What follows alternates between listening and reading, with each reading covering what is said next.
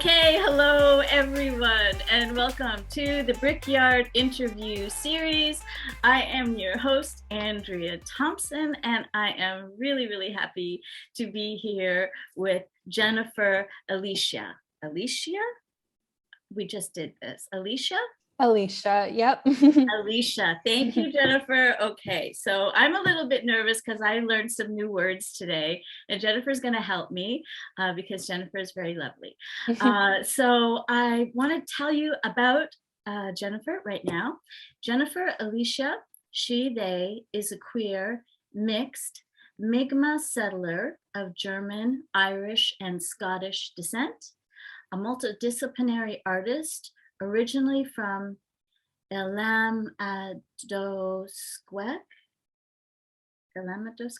yes? Yeah. Ktaqmkuk.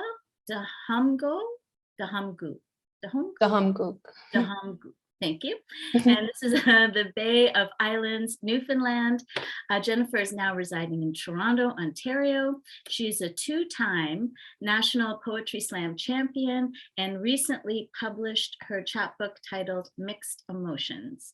Jennifer Alicia was also published in issue 9 of Canthius magazine and Now magazine in 2021.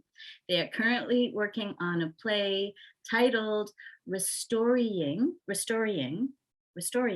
Identity, and part of it was presented at the first ever Nogojiwanong. Can you do it for me properly? Nogojiwanong. Thank you. You were there. You're very generous. Thank you. Indigenous Fringe Festival in 2021.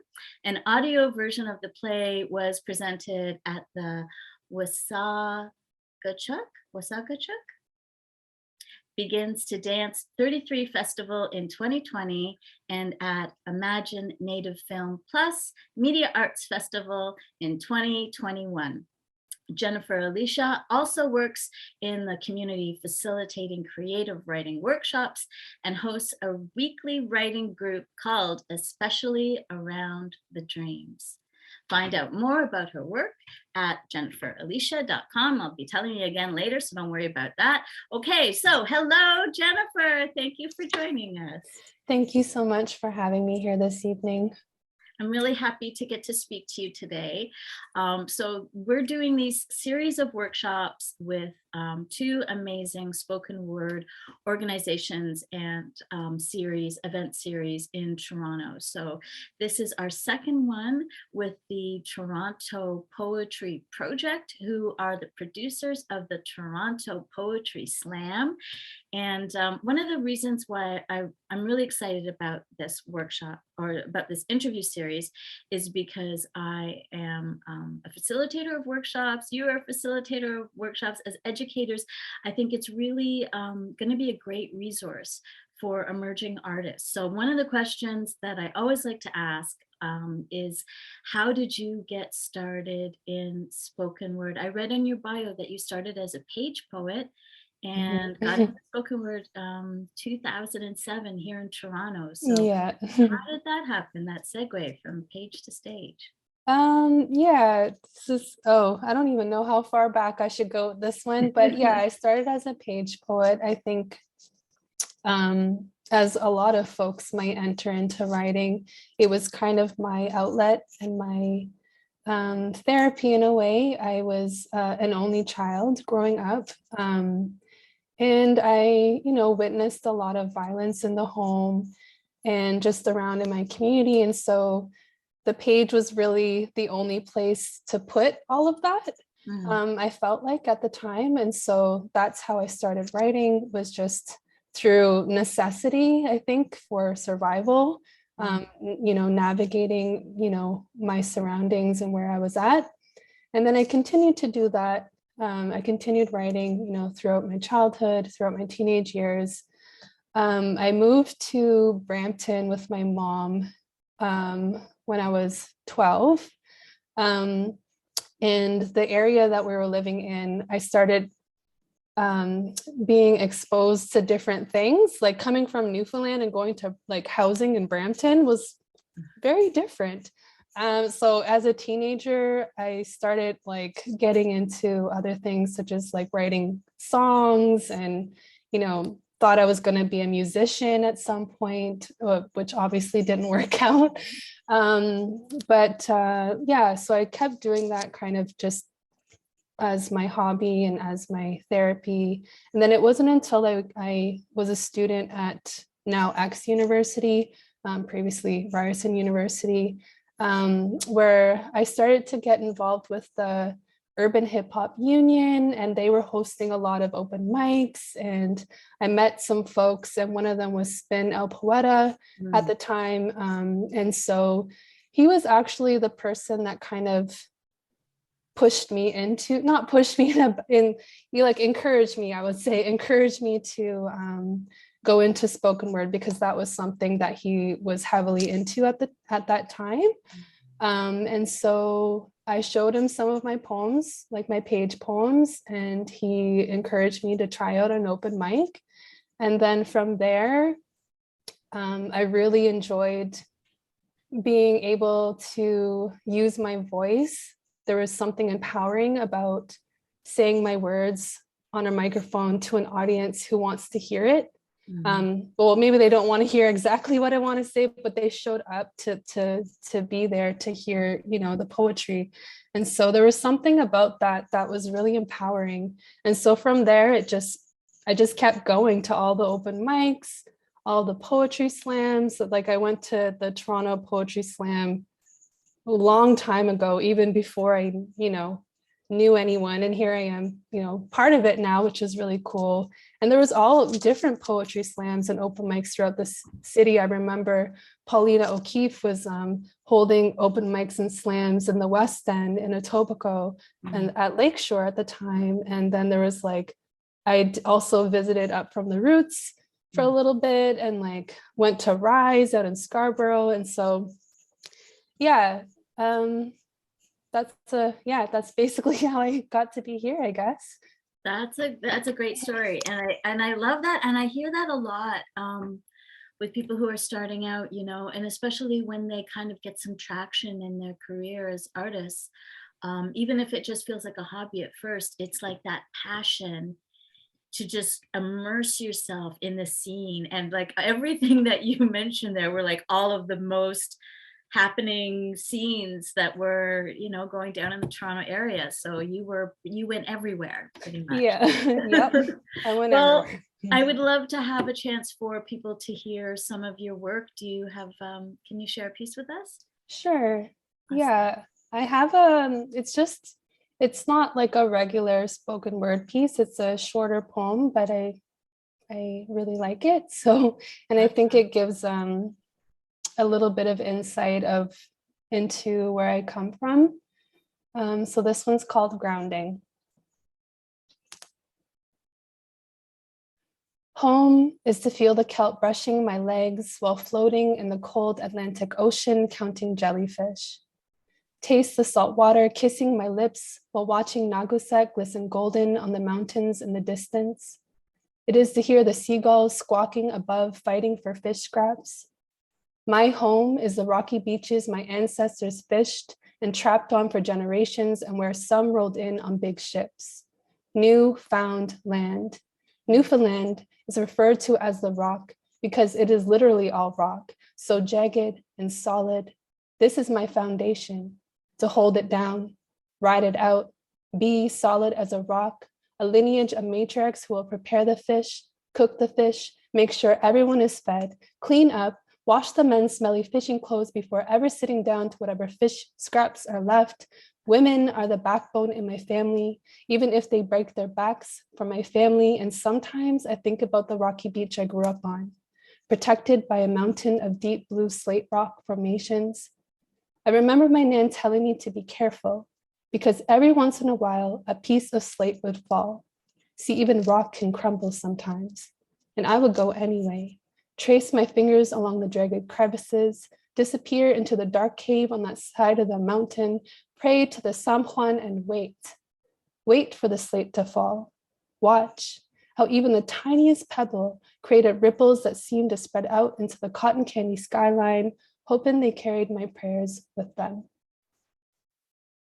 Thanks. That's beautiful. Thank Thank you. you. Thank you for sharing. Wow. I was in Newfoundland a few years ago for the first time. Oh, wow. Maybe I was there when I was a kid, but yeah, that really brought it alive for me. I want to go back. I loved Yeah. it. I loved it. Yeah, that was really evocative and beautiful. Thank you. And I love how you brought the culture, you know, that's, as I said, brought it alive. The culture of women, as well as, you know, fishing culture, East Coast culture, Indigenous culture. It's something that I wanted to talk to you actually about. In terms of your work, I've noticed with the samples that you sent me before we met today, that you have, how did I word it? Yeah, it struck me as really educational, that you had this kind of anti-colonial voice, and as well as like kind of unpacking history, while you're unpacking this kind of systemic oppression in Canada. So I was wondering, and something else too that I noticed looking at your bio was that you talked about that kind of coming into the spoken word scene, that came while you were involved in activism. So I was wondering, how intertwined is that your process as an artist, being an activist as well, and how do those two elements feed each other? Yeah, I didn't even mention that in my story about how I came into spoken word. So thank you for asking that question. I think for me, I usually say that I operate from a place of love and rage. I do hold a lot of anger, but I think rage and anger gets misinterpreted or assumed to be a certain thing. Whereas for me, when I talk about rage, you know, this is something that not just I talk about, I've heard other people say it as well, but like it literally comes from a place of love. Like I love my family and my community so much that when I see something that's not right, that's unjust, I just get so enraged about it. And so spoken word, the spoken word scene was also a really great place to let that out. And not just like let it out and dump it on people like, oh, here's all my rage, you know, but also to use the microphone and a stage as a platform. So here I am with all of this love and rage boiling inside of me. And now I've been given a microphone. So what am I going to say here? I want to say something that is going to get people thinking. I want to say something that's going to make people uncomfortable. And in a good, like when people get uncomfortable, I want them to think about, okay, well, what is that? Why are you feeling those feelings right now? I want to challenge people. And so I think it's really a privilege to be able to speak and to be able to share your story on the microphone. And so when I go there, I want it to be purposeful. I'm not, like me personally, I try to use it as a tool. And so in the beginning, it was really, I think my therapy. Like I think I did do the thing where I'm like, here's all the things I'm angry about. But then I've kind of adjusted over time and over the years, and really self-reflected, and just try my best to plant some seeds so that when people walk away from, the open mic or the poetry slam, they might still be thinking about something I said, even if it's something that they don't like. I don't know if that answered the question. Yeah, that's a great answer to the question. And it's making me abandon all of my questions I have here that I thought I was going to ask, because, because something more interesting is happening. And it kind of relates to what we were talking about before the interview, I was talking about how I was nervous about mashing up and mispronouncing, and how that would probably cause me to do exactly that, which, hey, surprise, that's how it went down.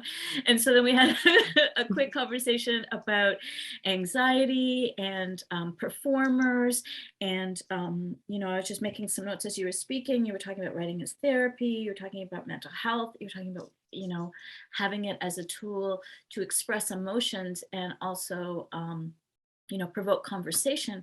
And I'm still thinking again about this idea of, emerging artists coming across these interviews and being able to learn from the things that we talk about. And so I was wondering if there's something that you can say to an emerging artist or to your younger self, what kind of things you learned about how those kind of emotional, mental health, those elements shaped your work, and how it shaped you.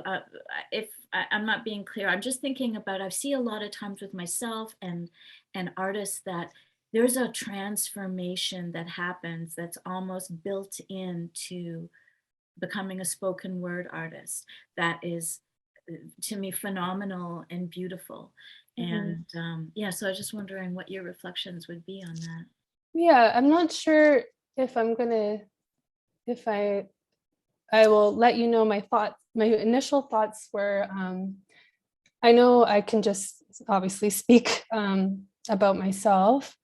So I know personally, when I first got into the spoken word scene, I've definitely learned a lot over the years, for sure. And that's what we're supposed to do, is learn and grow. I think when I first entered, not that I have regrets, but in the beginning, I think I had a lot of things that were happening in my life. And because I was so used to the page and poetry being my therapy, that I was then using that on the stage. And sometimes some of those things shouldn't have been said, maybe, because you have to, in a way, take care of your audience. Obviously, you don't know what you're going to say that might trigger someone, because everyone has their own experiences, so you never really know what's going to happen. But you also want to make sure that you're doing your best to take care of your audience, especially if you're saying something really traumatic. I've definitely have said a few poems that I probably shouldn't have said on the microphone. Thinking back, I'm like, maybe that piece is that's not something that should be shared. Like very, very personal things that I was still experiencing. And I think that also contributed as well. I wasn't speaking from a place of, I was still in it at the time. And so for me, I don't really feel so good about those poems and those moments, because I don't regret it, but because it is, very real and where I was at. But I think throughout the years, I've learned to hopefully craft my poems in a way that gets my point across, but also doesn't point fingers at the audience, make them other kind of thing. I don't know if I'm explaining myself properly. It's great. Yeah, thank you. But I've definitely grown. And then even with we talked a bit earlier about anxiety before this interview. I know for myself, I still get nervous every single time I perform, every single time. It doesn't matter where it is or where I'm at. But I think even performing over the years and going up on that stage has definitely helped with that as well. It's become a little easier. I know what to expect. I know what can happen. I've been in I've had really weird interactions before. And so I feel like that's also yeah, it's also helped me grow as well. So I don't know if does that answer That's the great. question? That is Okay. great. It is great. Okay. Yeah, because that's exactly, I don't know. I think that's the kind of thing. It's the kind of thing that I wish that I knew, these are like inside tips. You mentioned craft, and that was something too that I wanted to make sure I got to talk to you about, because looking at your website, and I encourage people to check out your work too, like the diversity. You've got a few pieces online. But I was really struck by the fact, you started on the page, you've done some recording and, doing some fringe festivals, you've got like performances, a lot of theater based stuff there. And so I wanted to hear a little bit from you about about how you do that, like your process in terms of, do you write a piece and then okay, this is going to be spoken word, or this is going to be for the theater, or how does that process come about? That's a good question. How does that come about? Um, I think well, I haven't been writing actually in a while. But like, I don't even know, for the play that I'm writing that I've presented at a few festivals. I was at the Banff Center a few years ago for their Indigenous storytellers and spoken word residency. And we were there for 3 weeks. And it was my first time there. It was my first time in Alberta, in Banff, like anywhere out there. And for the first little bit, I was very worried that I wouldn't produce something.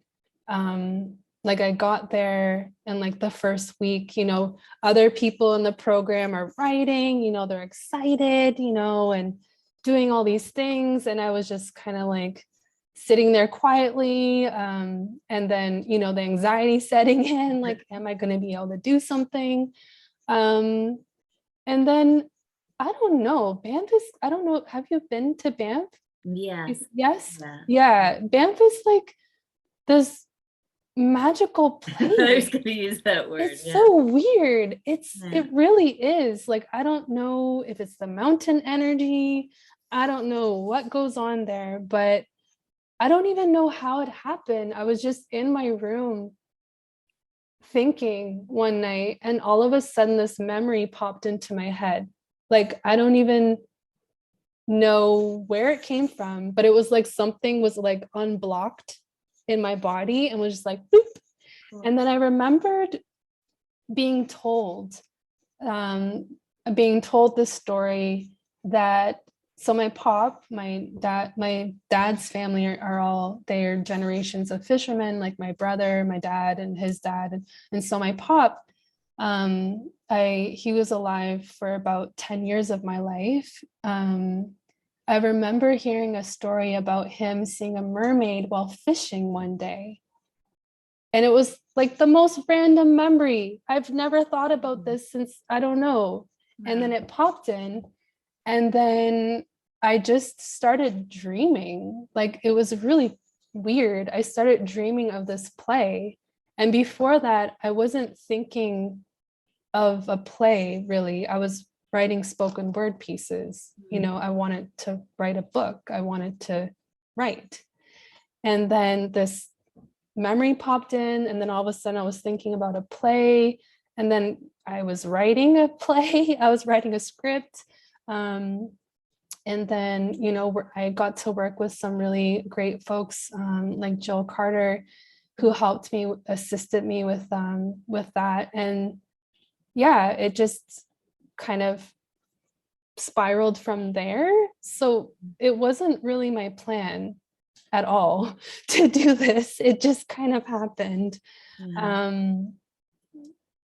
Yeah, it's weird, but it's really cool. And so yeah, I'm still working on the script, but I got to perform it as like a one-person play at the Nogojiwanong Indigenous Fringe Festival last summer. And then also like audio of it was presented at Weesageechak and imagineNATIVE, which was really cool.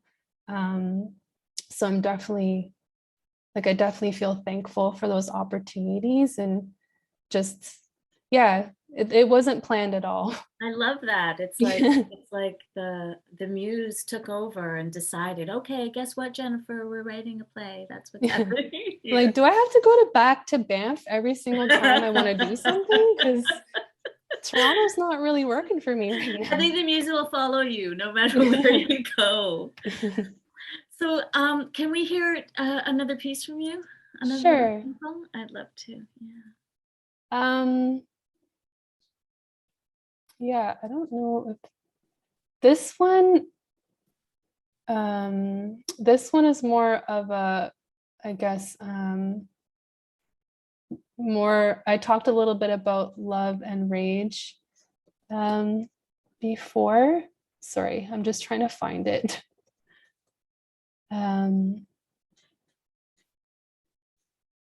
Oh, boo, I'm so sorry. That's okay. That's all right. I can say something for filler. For filler, what I will say is you are... No, I got it. Don't worry. Never mind. Thank you.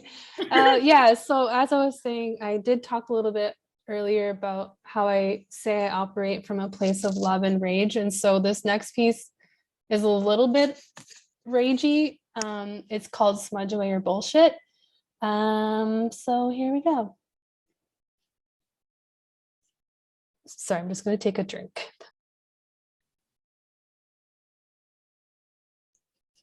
Okay, we're back. We